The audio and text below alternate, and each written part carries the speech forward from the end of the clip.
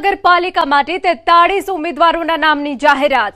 Ward number 1ના તમામ ઉમેદવારો બદલાયા।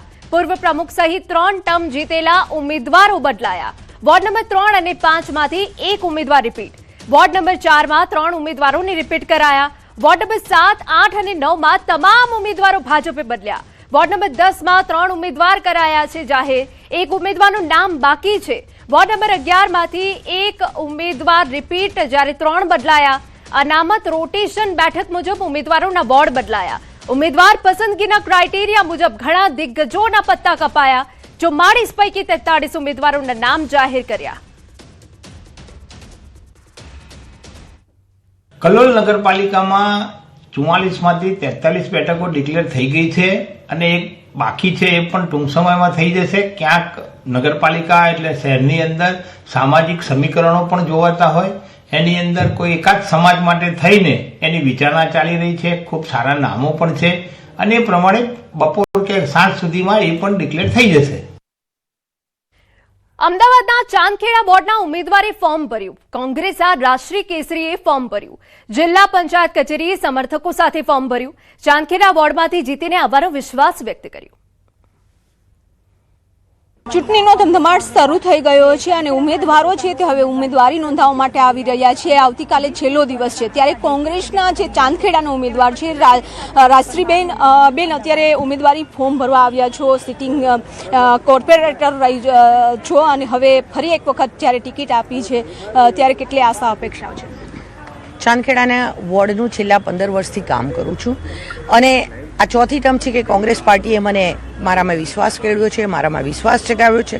એટલે હું ચોક્કસ ચાંદખેડાની જનતાની જે લાગણી છે એ લાગણીને વિશ્વાસના કારણે ફરીથી જીતીને આવીશ, એવો મને પૂરેપૂરો વિશ્વાસ છે। બિન સિટિંગ જ્યારે કોર્પોરેટર છો અને હવે ફરી એક વખત ટિકિટ આપી દીધી છે, ત્યારે લોકોની પણ અપેક્ષાઓ હોય છે કે તમે વિપક્ષમાં હતા, કયા કયા મુદ્દાઓ ઉઠાવ્યા હતા અને હજુ પણ ત્યાં કામ કરવાનું બાકી છે કે જેના ઉપર તમે ખરા ઉતરશો? ચાંદખેડા વિસ્તારના લોકોના પ્રશ્નો જે છે, રોડ, રસ્તા, ગટર અને પાણીના પ્રશ્નો માટે પણ ઉભા કરતી હોઉં છું। અમદાવાદમાં જે ટેક્સ માટેનો પ્રશ્ન છે, ટેક્સ માટેનો પ્રશ્ન મેં ઉઠાવેલો છે। આવા ઘણા બધા પ્રશ્નો હું સદનમાં ઉઠાવતી હોઉં છું અને ઉઠાવતી રહીશ। બેન, આખી પેનલમાંથી તમારું નામ એક જ ડિક્લેર થયું છે, હજી પેનલનું નામ ડિક્લેર થવાનું બાકી છે। આખી પેનલ જીતે માટેની આપની રણનીતિ? હું ચોક્કસથી એવું કહીશ કે પેનલ જીતશે।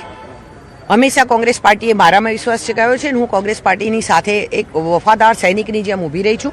હું મારી પેનલને લઈને ચાલીશ, એની સાથે મને પૂરેપૂરી ખાતરી છે કોંગ્રેસ સારી પેનલ આપશે। તો અત્યારે ફોર્મ ભરવા પહોંચ્યા છે અને સાથે જીતનો વિશ્વાસ પણ વ્યક્ત કર્યો છે, એટલે કે હવે ઉમેદવારો છે તે ઉમેદવારી નોંધાવવા માટે આવી રહ્યા છે। આવતીકાલે છેલ્લો દિવસ છે, તે પહેલા તમામ ઉમેદવારો છે પોતાની દાવેદારી નોંધાવશે। કેમેરામેન નિલેશ સોસા સાથે વી પટેલ, ન્યૂઝ 18 ગુજરાતી, અમદાવાદ। સમાચાર વડોદરામાંથી। મનપાની ચૂંટણી માટે જાહેર થશે ભાજપના ઉમેદવારો। કોઈ પણ સમયે જાહેરાત થઈ શકે। ભાજપના ઉમેદવારો ટિકિટ જાહેર થતા પહેલા ભાજપના સિનિયર વકીલો કરશે ઉમેદવારોના ફોર્મનું સ્ક્રીનિંગ। ભાજપ દ્વારા ફોર્મ ભરવા માટે કાયદાકીય નિષ્ણાંતોની ટીમ તૈયાર। ભાજપે ઉમેદવારો માટે 50 વકીલો અને 10 નોટરી તૈયાર। આવતીકાલે ઉમેદવારી ફોર્મ ભરવાનો અંતિમ દિવસ છે। ફોન કરીને ઉમેદવારોની જાણ કરાઈ શકે। વાત હવે રાજકોટની કરીએ તો આજથી ઉમેદવારી ફોર્મ ભરવાના શ્રી ગણેશ ચૂંટણીના ઢોલ નગારા વાગ્યા। કોંગ્રેસના વોર્ડ નંબર 8ના કોંગી કોર્પોરેટર ફોર્મ ભરવા પહોંચ્યા। રણજીત મુંદવા પહોંચ્યા ઉમેદવારી ફોર્મ મકવાણા, પુષ્પાબેન સહિતના ઉમેદવાર પહોંચ્યા ફોર્મ ભરવા। ઢોલ નગારા અને ઘોડીમાં બેસી ઉમેદવાર ફોર્મ ભરવા પહોંચ્યા। રાજકોટ શહેરમાં સ્થાનિક સ્વરાજની ચૂંટણીને લઈને જે માહોલ જામ્યો છે, અત્યારે કોંગ્રેસના ઉમેદવારો છે તે ફોર્મ ભરવા જઈ રહ્યા છે।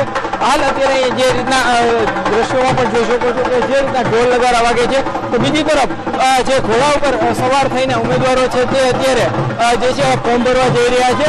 ખાસ કરીને જે રીતના રાજકોટ શહેરના જે વોર્ડ નંબર 8ના જે ઉમેદવારો છે તે અત્યારે ઘોડા પર સવાર થઈને ફોર્મ ભરવા જઈ રહ્યા છે। શું કહેશો, અત્યારે ઘોડા પર સવાર થઈને ફોર્મ ભરવા? ઘોડા ઉપર સવારી જેમ યુદ્ધમાં આપણે લડવા જઈ રહ્યા છીએ, એવી રીતે અમે ચૂંટણી કરપ્શનની સામે યુદ્ધના મેદાનમાં જનતાના પ્રશ્નો સાથે લડવા જઈ રહ્યા છીએ। અહીંયા અન્ય ઉમેદવાર છે, આપણે એમની સાથે વાત કરીશું। રણજીતભાઈ, શું કહેશો, અત્યારે આજ રોજ જ્યારે ફોર્મ ભરવા જઈ રહ્યા હોય ત્યારે ઘોડી ઉપર બેસીને જઈ રહ્યા છીએ, ત્યારે રણ મેદાનની અંદર જતા હોય ત્યારે રણ મેદાનમાં યુદ્ધની સ્થિતિની અંદર ઘોડી ઉપર જવાતું હોય છે।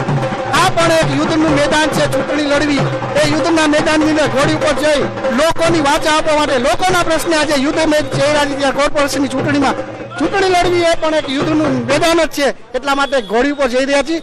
લોકોના જે પ્રશ્નો હશે, ભારતીય જનતા પાર્ટીનું સૂત્ર હતું ભય, ભૂખ ને ભ્રષ્ટાચાર હટાવો, પણ ભય ફેલાવ્યો, ભૂખ ઉપર લઈ આવ્યા અને લોકોને ભ્રષ્ટાચાર કરીને રોડ ઉપર પણ લઈ આવ્યા. આ લોકો વચ્ચે અમે જઈને એની વાત કરશું કે આ ભારતીય જનતા પાર્ટીએ તમારા માટે માત્ર ને માત્ર આવા કાર્યો કર્યા છે. આવનારા દિવસોની અંદર જો તમારે સુખ શાંતિ, રોડ રસ્તા અને સારી સુવિધાઓ જોતી હોય તો અમે કોંગ્રેસ પ્રત્યે તમારા કામ કરશું. હાર્દિક જોશી, ન્યૂઝ 18 ગુજરાતી, રાજકોટ. સુરતમાં કોંગ્રેસના ઉમેદવારોને લઈ ગુંચવણભરી સ્થિતિ સામે આવી છે. હાઈકમાન્ડ દ્વારા એક જ વોર્ડ માટે અનેક દાવેદારોને ઉમેદવારી ફાઇનલ થયાની જાણ કરવામાં આવતા મૂંઝવણ સર્જાઈ. ખાસ કરીને વોર્ડ નંબર 19 આજના ડુંભાડ વિસ્તારમાં પૂર્વ કોર્પોરેટર અસલમ સાયકલવાલાના પુત્ર સોહેલ સાયકલવાલાને ઉમેદવાર જાહેર કરવામાં આવ્યા હોવા છતાં મિલિંદ સબકાલ અને સુરેશ રાણાને પણ ઉમેદવારી અંગે કોલ મળતા ગુંચવણ અને આંતરિક અસંતોષ વધારવાની શક્યતાઓ ઊભી થઈ છે. એક જ બેઠક માટે અનેક દાવેદારોને સૂચના મળતા કોંગ્રેસના આંતરિક સમન્વય પર સવાલ ઊભા થયા. તમામ દાવેદારો કલેક્ટર કચેરીએ ફોર્મ ભરવા પહોંચશે ત્યારે કોણ ફોર્મ ભરશે અને કોનું પત્તું કપાશે તે સૌથી મોટો સવાલ. સમાચારમાં વાત કરીએ તો દાહોદમાં સ્થાનિક સ્વરાજ્યની ચૂંટણી પહેલા ભાજપમાં ગાબડું. પૂર્વ ભાજપ તાલુકા સભ્ય 400 સમર્થકો સાથે કોંગ્રેસમાં જોડાયા. ઉજવાણી આપને જણાવીએ તાલુકા પંચાયત બેઠકના સભ્ય વજીરભાઈ કોંગ્રેસમાં જોડાયા. ભાજપ દ્વારા અન્યાય કરતા હોવાના આક્ષેપો સાથે રાજીનામું આપ્યું. પૂર્વ ધારાસભ્ય વજીરસિંહ પણધા અને તાલુકા કોંગ્રેસ પ્રમુખના હસ્તે ખેસ ધારણ કરી કોંગ્રેસમાં જોડાયા. એમની ભારતીય જનતા પાર્ટીને રાજીનામું આપી અને અમારી કોંગ્રેસ પાર્ટીમાં આજે વિધિવત રીતે જોડાય છે. તેઓ વર્ષોથી ભાજપમાં કામગીરી કરતા હતા, પણ એમને છેલ્લે 4-5 વર્ષથી એમને અન્યાય થવાથી પાર્ટીમાં તેઓ આજે સ્વૈચ્છિક રીતે કોંગ્રેસ પાર્ટીમાં જોઈન થઈ રહ્યા છે. અમને ખાતરી છે કે તેઓ અમને સાથ સહકાર પૂરો આપશે અને તેમની સાથે આજે 400 થી 500 માણસોનું જે ટોળું લઈને આવેલા છે એનાથી અમને એવું લાગે છે કે અમે નજીક તાલુકા પંચાયત બનાવવા જઈ રહ્યા છે. અરવલ્લીથી સમાચાર. ઉમેદવારી ફોર્મ ભરવાની શરૂઆત. ભાજપ અને કોંગ્રેસના ઉમેદવારોનું જમાવડું. મેઘરજ ખાતે રૂપલબેન પંડ્યાએ ઉમેદવારી નોંધાવી. જંગી રેલી સાથે મામલતદાર કચેરી પહોંચ્યા. 20 મેઘરજ જિલ્લા પંચાયતી બેઠક માટે ઉમેદવારી.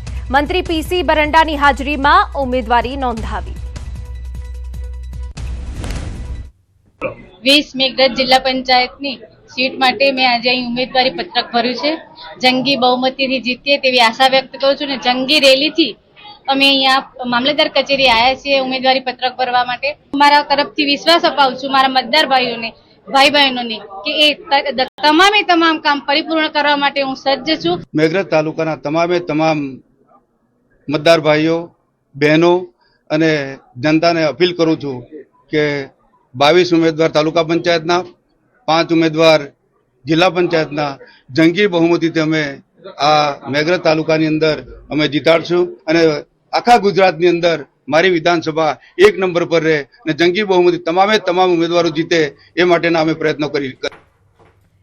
ભરૂચ જિલ્લા ભાજપના સંગઠન મંત્રી નયના વકીલના પતિ નીતિન વકીલે અંકલેશ્વર નગરપાલિકાની ચૂંટણીમાં અપક્ષ ઉમેદવારી નોંધાવી.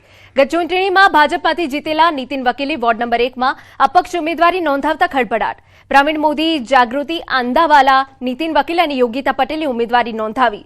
ભાજપમાં શિક્ષિત આગેવાનોને નજરઅંદાજ કરવામાં આવતા હોવાના આક્ષેપ સાથે અપક્ષમાં ઉમેદવારી નોંધાવી.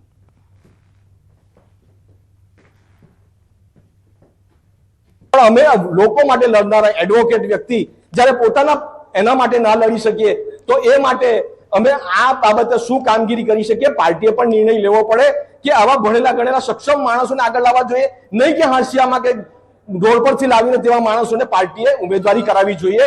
જો આ રીતે વિકાસ કરશે, અઢળક નગર ઉપરથી સરકાર પૈસા પણ આવશે, નાણાં પણ આવશે, એ નાણાંનો વિકાસ થવાનો નથી ક્યારે. અને નગરપાલિકામાં હું 35 વર્ષથી શાસન જોયું છે, ત્યાંની પણ આ જ પરિસ્થિતિ હતી. હાલમાં પણ